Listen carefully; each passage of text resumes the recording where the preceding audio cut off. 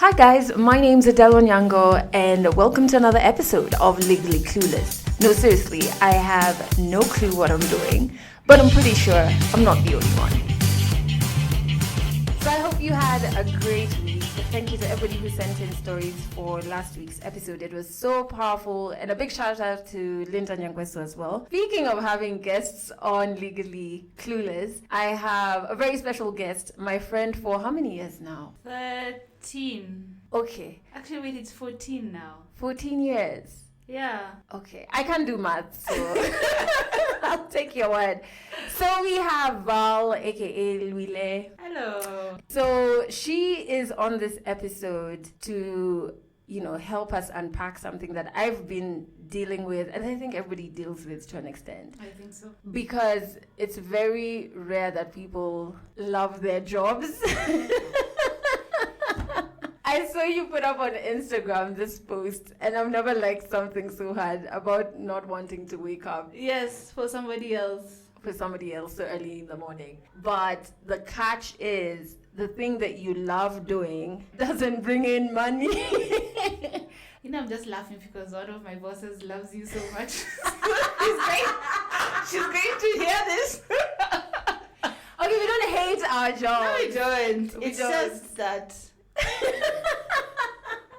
For me, what happens for me is my mind moves faster than the organization. In the sense that within 3 years, I need to start doing something different, or I'm bored out of my mind because I reach a point where I can do what I do in my sleep. It's not challenging. No. Yeah. And there's some people who that works for them. As there are people who I know who are very happy to come to work at 8:30 in the morning and do maybe one or two things, and then now the day is over and they get their money and they're able to chill. But that's not me. I like the challenge. I like every day coming to apply myself. I like when I go home and I feel like I've done something with my day, or I've learned something. And of course you can't learn something every day, but it shouldn't reach a point where 3, 4, 5 months in, you've not learned anything new. Yeah, that's true. And that's why I say I grow faster because now, then I think they don't know what to do with me. They're like, do you promote her? But there's no space for promotion right now, so what do we do? And you can also only shift so long. Yeah, like I was at the same place when I was in my previous organization. After 3 years, I was like, well, this is boring. So I left to do something new. And now we're about the 3-year mark, and I'm like, I need to do something different. Something more challenging. Yes. And normally, the funny thing is that most of the people I've spoke to, it's either 2-year or 3-year mark. It's so weird. Like after 2-3 years, you're just like, what are we doing? And you're trying to, even in an organization, you're trying to solve the problems. And sometimes the problems are not even in your department. The problems of the business. So that you're innovating and you're being challenged more. But then you're not doing what's on your job description. So in that space, what I find hard and exhausting is trying to figure out what your passion is. Somebody could be in a situation where their 9 to 5 is not their passion. It's just a means to money, right? But it takes so much time and energy. How then do you figure out what your passion is? For me, it took a while for me to figure out what my passion is, because I don't have any obvious talent. I don't sing. I don't dance. You write really well. But it took me a very long time to understand that's. Because you see, when you look at something like, I don't know, America's Got Talent or whatever, no one is there with their literature or their 200 pages. No. People will come to sing, people will come to dance, people will come to act, people will come to all those things. Yeah. Or cook, whatever it is, and I don't do any of the things. So I just wonder, wow, if I was given a talent, it has been hidden completely, Show yourself. Show yourself. And then I think it was maybe 2-3 years ago that I realized, and I can write, like I can really, really write. So it was when my mom died, because I was the one who did the eulogy and the newspaper announcement and all those things, and I was like, even my family thinks I can write, because even they left that to me and everything. So then I started to realize, and this is what I want to do, this is what my passion is. But time is hard, because time is hard. When you have a 9 to 5, it's tiring. So when you come home, you need like an hour or two to just kind of de-stress and come down to earth. You can't like drop your handbag and pick up your notebook. doesn't work that way. Because I find that I struggle with that. There are days when I come home and I'm just exhausted. There's nothing I'm doing. But then I start feeling guilty that I'm not giving my passion like any time. And at the same time, I feel guilty. I'm like, surely I can't just overwork myself because I deserve to rest. That's how my ideas will stay so fresh anyway. They come from a rested mind. Exactly. So I don't know, like, how do you then find time to write? Because now you have this blog that you do, and you have to be consistent with it. Last quarter actually was the party quarter. So all my evenings, most of my evenings were spent drinking either with people. I'd go for happy hour myself or something. So of course when I come home, I'm not writing. Yeah. So what I do is I set an alarm for 4:20, like for real. So in the morning. Yes. So I'd wake up. It go for 4:20. Then I'd be pissed till around 4:30, 4:45 that I need to wake up. And then I'd wake up and write from 5 till like 7. Then What? But now, because I'm not drinking this quarter, I then am able to... Now I go to the gym in the evening. I do something more constructive with my time. And then when I come and I shower, I'm a bit more refreshed. So I'll write a bit, maybe till like 11. Because like I keep telling my friends, like my ideas come like a thief in the night. I can be trying to sleep and then this sentence comes to mind and this sentence and this sentence and this sentence. So I just ride the wave. I'm like, okay, fine. You want to write? Mind my fingers are at your... So I think you just have to... It was a colleague of mine who told me, he wakes up now at 3 and he's like, I can't come to work from 8:30 to 5 and not carve out the time. If I can carve out that time for someone else, I have to find a way to carve the same time out for me. So whether it's morning that works for you, whether it's evening that works for you, whether it's stealing away your lunchtime, take away your 1 to 2, or if it's dedicating a whole Saturday or Sunday, whatever it is. But if you find time to carve out for your employer, finding the same time for yourself should even be easier. It's not easy waking up at that time. Sometimes I come from work and I want to just binge watch, I don't know, America's Next Top Model or some aimless TV or something. But I think I just see the big picture and I'm like, this is going to pay off. It's hard now, but it will pay off eventually. I would definitely not wake up in the morning. At 4:20. I assure you. I mean, no matter how passionate I am about something, I am not waking up at 4:20 for nothing. I mean, my sleep is really serious. Like, there are no ideas I get. Are you serious? No, You're not... Sleep time is sleep time, guys. Sleep time is sleep time. What about sharing this passion with either the world or your circle? Because I remember the first time when I was telling, so I wouldn't name their name, but I told someone who's not really in my inner circle, and I told them about, launching the initiative and what I wanted to do. And in my head, I was just like, yes, we're going to take over the world, sort out our problems, blah, blah, blah. And this person was just like, basically saying it's really rubbish and it's just it's not a new idea, it's not anything game changing. And I remember thinking, who was this? Can you cover the mics? You tell me who this was. Yeah, I'll tell you. It really hurts my heart. Like,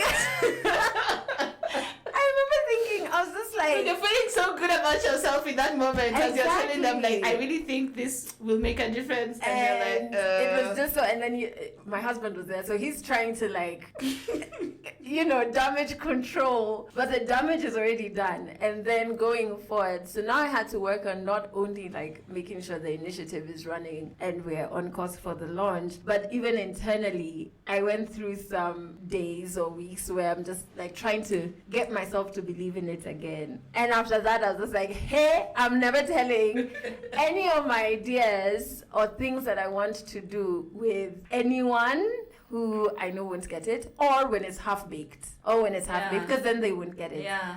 So I don't know, like, when you were... How was it for you? Because you just told me, I'm going to start a blog and stuff. I got it. But were you scared about sharing? That now you're taking your passion to a new... Like, hey, I'm serious about this shit. Oh, I can cuss. I really tried not to.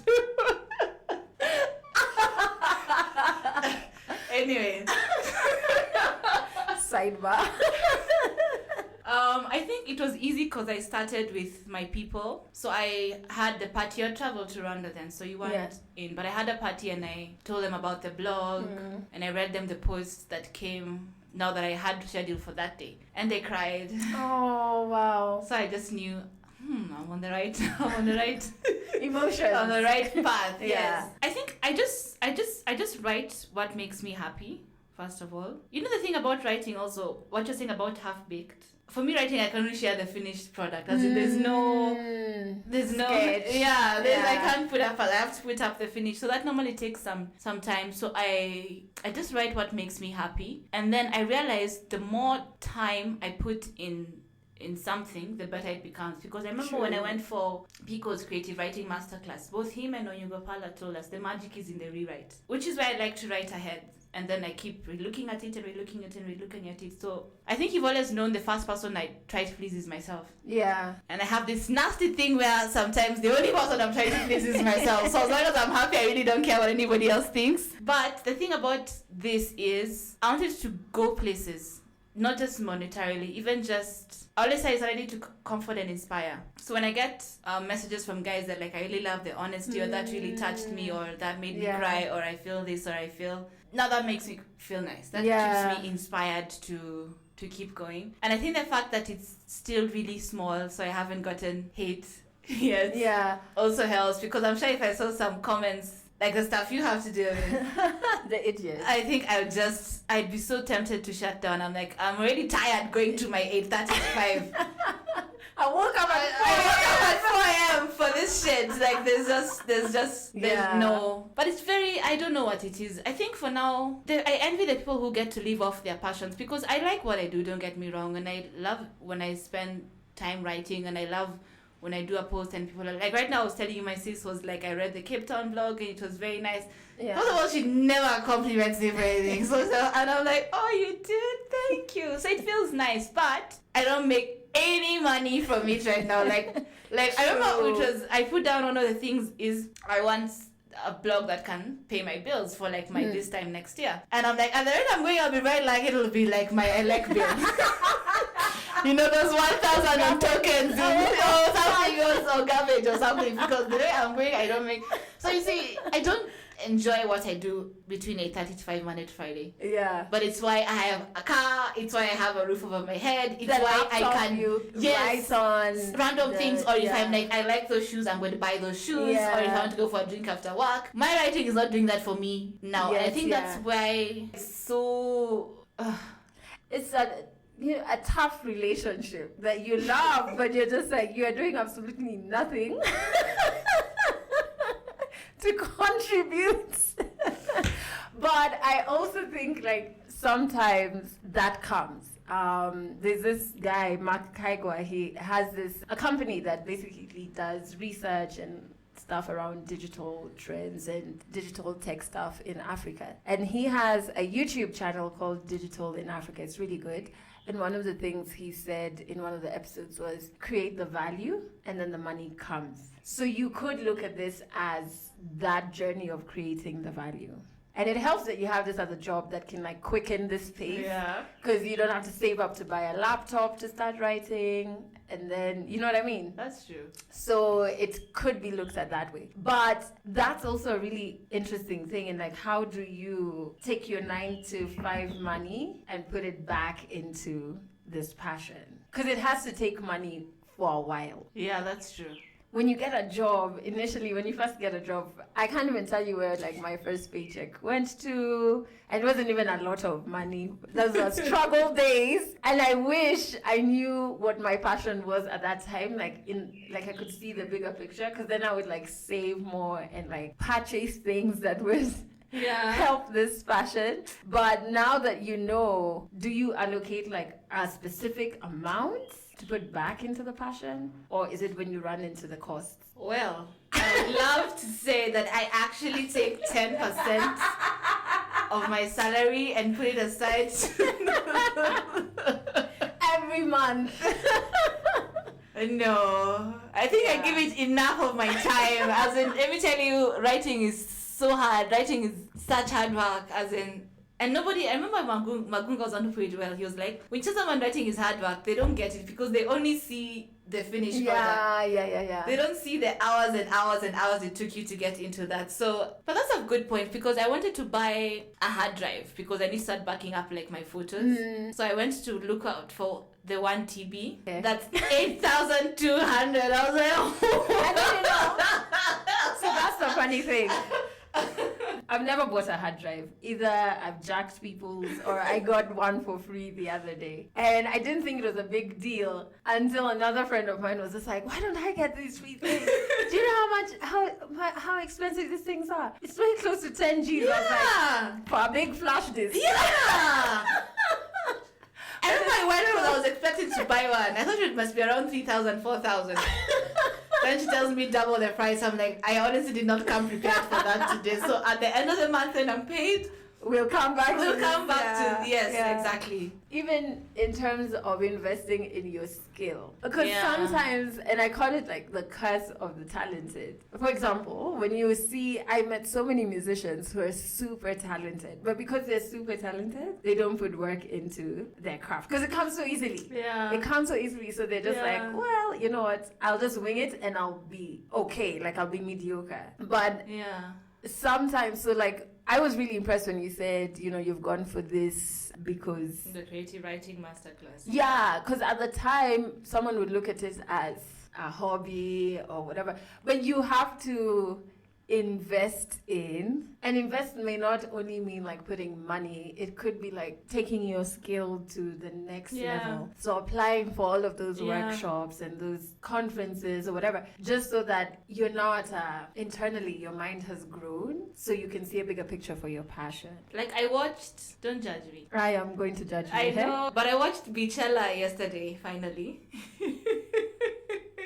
So I was watching it and I was like, one thing that really stood out for me is if there's something Beyonce keeps doing, she always betters her best. Yeah. If you think back to, I think it was in 2000 and I can't remember when it was, but when she was getting the Billboard Woman of the Year award and she gave this performance to Run the World and it was so insane. Oh, yeah.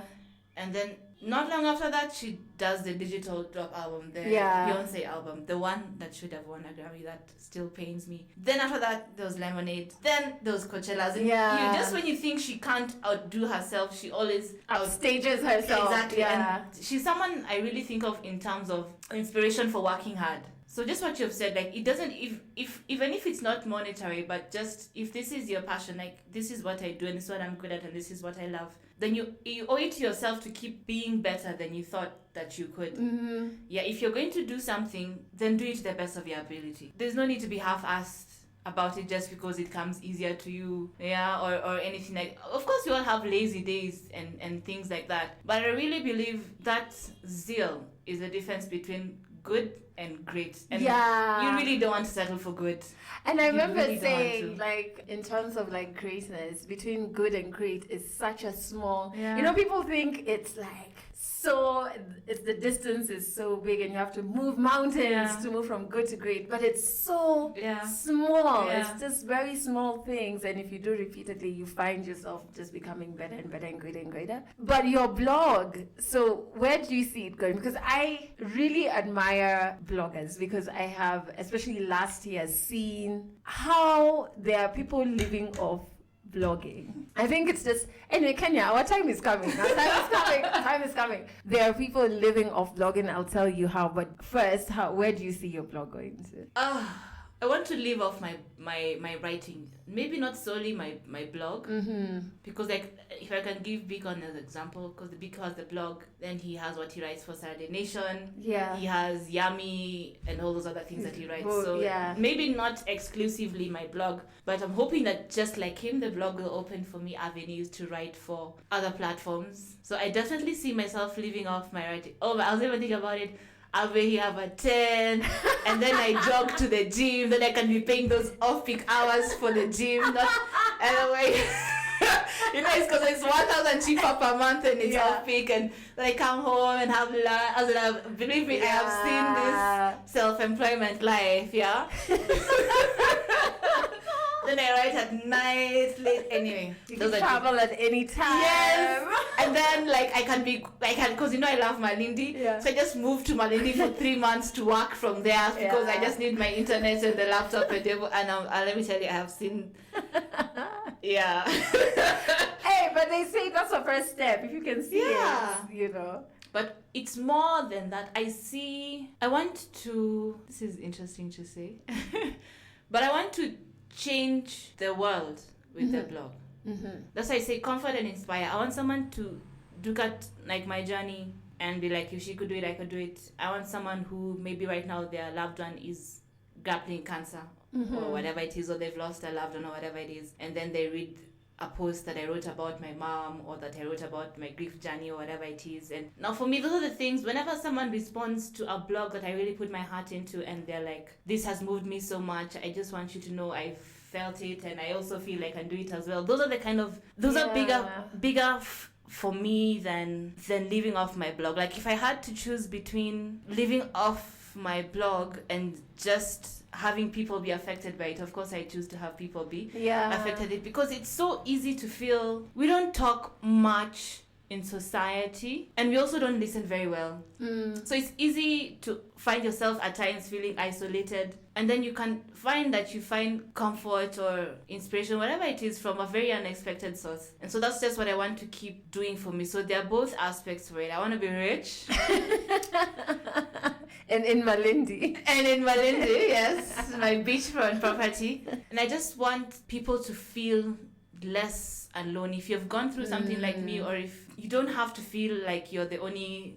You'd see how many... I call myself Therapist Val. On my Instagram DMs I have with guys, and I'm like, if you want to talk, please just know I'm here. And then we chat with guys, and they're like, actually that makes sense, or my point of view was this. And it's very... Yeah, do you think sometimes, because even the stuff that you write about, which is very personal, and it's so easy to feel like you're the only, there's something wrong with you because you're the only one who is feeling a certain way, or so you think, because nobody is sharing that I'm battling with ABCD, and which is very human. Nobody's allowing themselves to be the full human package. We are only the happy fun times, which is also human, but I'm having a shit day, or I'm battling with blah blah blah. We don't really, and when you do that, when you talk about it, then people start coming out.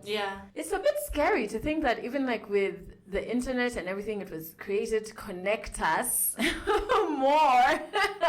There's some isolation happening. I read it somewhere, and the thing that's suffering the most, I read it funnily enough, I think towards the beginning of the year, is friendships. Because you see, I'll see your post on Facebook, on Twitter, on Instagram, whatever it is. We'll text on WhatsApp, whatever it is. And then now, because we've been talking online, some people, if you're not careful, you'll find that for them, that's good enough for their friendship. So that when you're meeting up with them finally 3-4 months later, you're like, it's actually been a while since we had any sort of... Because I see you online. And so now that seeing you becomes a quasi friendship as well. So you don't have to work as hard as you did before. And I told a friend of mine, I'm like, if you're not careful, this might be us soon. We just, I see your post, I like it, I comment, and then... So that then becomes, I've talked to Val today, quote unquote. Though really you haven't.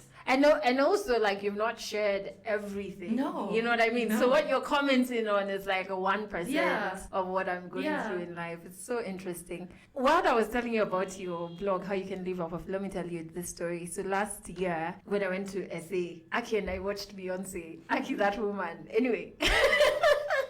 It's not the point of the story. I'm so jealous. After watching Bichella, I'm so jealous.